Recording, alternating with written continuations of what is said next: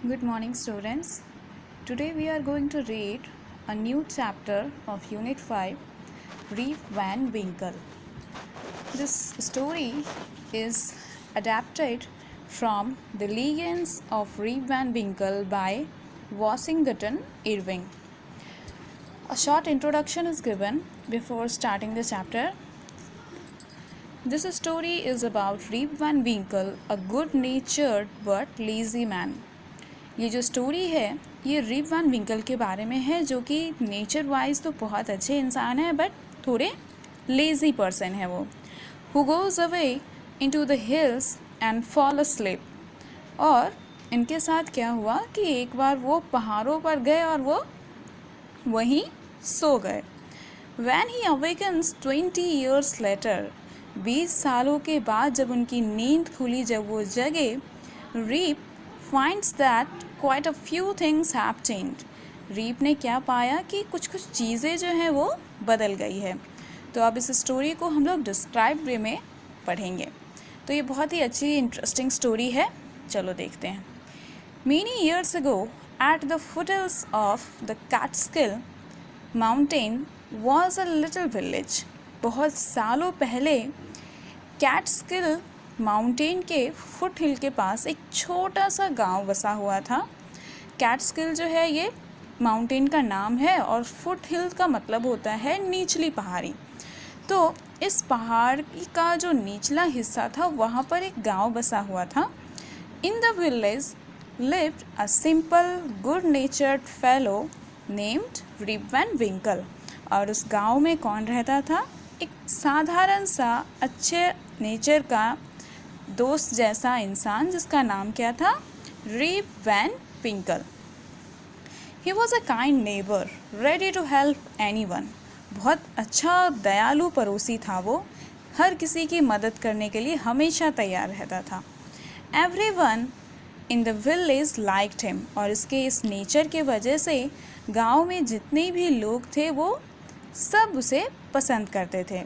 The children of the village shouted with joy whenever they saw him because he played with them, he taught them to fly kites and shoot marbles and told them long stories. गांव के जो बच्चे थे जब भी वो rib Van विंकल को देखते तो खुशी से चिल्लाते। क्यों? क्योंकि रिप वैन विंकल जो है उनके साथ खेलता था। क्या क्या खेलता था? बहुत सारे गेम्स। उन्हें पतंगे उड़ाना तक सिखाता था, मार्बल शूट करना ये भी एक गेम है, वो भी उनके साथ खेलता था। और तो और जो बच्चों का फेवरेट होता है, लंबी लंबी कहानियाँ भी सुनाता था उसे। तो इसी वजह से सारे बच्चे जो है रिप वैन विंकल को देख करके ही चिल्लाने लगते थे, बहुत शोर मचाते थे उसे देख करके। क्यों? क्योंकि सब इतने खुश हो जाते थे उसे देख करके कि रिप वैन विंकल आया है तो अब हमारे साथ खेलेगा, पतंगे उड़ाएगा, मार्बल शूट करेगा, कहानियाँ सुनाएगा, है ना। The only problem with Rip was that he was very lazy. सिर्फ एक प्रॉब्लम थी रिप के साथ, क्या? कि वो बहुत ही लेज़ी था, आलसी था। He did no work on his own farm and just idle the way his time. अपने फार्म पे वो बिल्कुल भी काम नहीं करता था। उसके पास खेत थी। गांव में मैक्सिमम जो लोग होते हैं, अभी तो बहुत कुछ बदल गया है बट पुराने टाइम पे जो बहुत सालों पहले ज़्यादातर जो है 90% लगभग गांव के लोग फार्मिंग पे ही डिपेंड होते हैं, है ना। तो रिप वैन विंकल के पास भी खेत था लेकिन वो उसमें कोई काम नहीं करता था। पूरा वक्त जो है वो बर्बाद कर दिया करता था बैठे बैठे। बाकी काम वो करता था, दूसरों की मदद करता था, बच्चों के साथ भी टाइम स्पेंड करता था, लेकिन जो उसका अपना जो काम होता था, जो खेतों पे जो उसे काम करना चाहिए अपने लिए, वो नहीं करता। हिज फेंसेस वर फॉलिंग टू पीसेस। फेंसेस का मतलब होता है घेराव। आप लोगों ने अगर देखा होगा तो खेत जो होते हैं तो उसे क्या करता है किसान, ताकि जंगली पशु ना आ जाए, बकरी आके उसे खा न ले, तो उस वजह से उसे घेर देते हैं, है ना। बहुत सारे लोग भी ऐसे होते हैं कि अंदर घुस करके अगर खीरा वगैरह ये तो तोड़ कर लेके चले जाते हैं, तो इस वजह से उसे क्या करते हैं, घेर देते हैं। तो उसे हम लोग क्या कहते हैं, फेंसेस, ठीक है। तो उसके खेत के जो फेंसेस थे वो टूट टूट करके पीसेस में मतलब बट चुके थे, तो उसे ठीक करना चाहिए लेकिन वो नहीं करता था। His cow was going ashtray, उसके गाय जो थे वो भी मतलब कोई यूज़ नहीं हो रहा था उनका।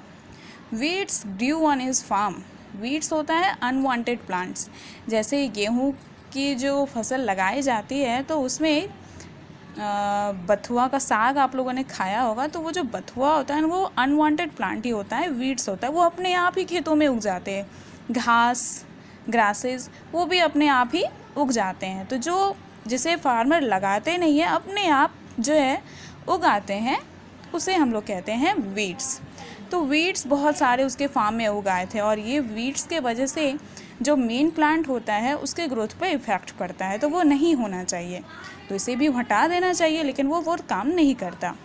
Ribs constant companion was his dog named Wolf. Rip का एक कॉन्स्टेंट कंपेनियन था, कौन? उसका डॉग, जिसका नाम क्या रखा था उसने? उल्फ। कॉन्स्टेंट कंपेनियन, इसका मतलब होता है ऐसा दोस्त, कंपेनियन और फेलो दोनों का ही मतलब होता है साथी, दोस्त। और कांस्टेंट का मतलब होता है जो स्थिर हो, कोई कभी बदले ना। कांस्टेंट वैल्यूज़ भी होते हैं, आप लोग मैथ्स में आगे सीनियर क्लासेस में पढ़ोगे। तो कांस्टेंट कंपेनियन का मतलब ऐसा दोस्त जो कभी बदले ना, जो हमेशा साथ निभाए, ठीक है। तो रिप वैन विंकल का भी एक बहुत ही खास दोस्त था जो हमेशा उसके साथ होता था, कौन? उसका dog. To avoid work he would walk away into the forest with his dog. काम से दूर भागने के लिए वो क्या करता था? अपने उसी डॉग के साथ जंगल में चला जाता था टहलते टहलते। One day Rip just walked on and reached the highest part of the mountains. एक दिन क्या हुआ कि रीप जो है ऐसे ही काम को अवॉइड करने के लिए, अवॉइड मतलब उसे दूर भागने, उसको नहीं करना। किसी चीज़ से जब हम दूर भागते हैं उसको अवॉइड करते हैं। बहुत सारी चीज़ें हमें अवॉइड करनी भी चाहिए। फॉर एग्ज़ाम्पल जैसे कुछ खाना है, सड़ी हुई चीज़ है तो उसे अवॉइड करना चाहिए, है ना। ज़्यादा मीठा, ज़्यादा नमक, ठीक है। तो अवॉइड मतलब उसको दूर हटाना, उस चीज़ से दूर रहना।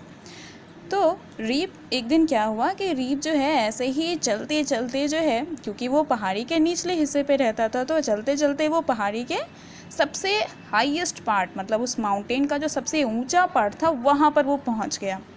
It was late in the afternoon when he reached there. दोपहर का मतलब वो लास्ट जो दोपहर का वक्त था, उस वक्त वो जो है वहाँ पर पहुँच गया। Tired after his long climb, he lay down and began daydreaming. क्योंकि पहाड़ी पर चढ़ना इतना आसान तो नहीं होता है, दोपहर के वक्त धूप भी बहुत ज़्यादा होती है, तो थकावट के वजह से वो क्या हुआ, बहुत ज़्यादा चलने की वजह से वो थक चुका था, तो इसीलिए वो वहीं पे बैठ गया और लेट गया और दिन में ही सपने देखने लगा। तो थकावट जब हमारे शरीर में ज़्यादा होती है तो नींद आ जाती है। नींद जो है बहुत बार क्या होता है कि सो तो नींद नहीं आती, लेकिन जब हमारा बॉडी टायर्ड होता है, थका हुआ होता है, तो तुरंत नींद आ जाती है। तो ऐसे ही रिप के साथ भी हुआ, माउंटेन क्लाइंबिंग के वजह से वो थक गया और वो वहीं पे लेट गया और दिन में ही सपने देखने लगा। डे ड्रीमिंग मतलब दिन में ही सपने देखना। It was soon evening and he realized it would be night by the time he reached his village. बहुत जल्द ही इवनिंग का टाइम हो गया और उसे ये महसूस हुआ कि अब अगर वो अपने गांव के लिए चले तो पहुंचते पहुंचते रात हो जाएगी। जब तक वो अपने गांव पहुंचेगा तब तक रात हो जाएगी। So this was the first part of the story. In the second video we will discuss the second part of this story.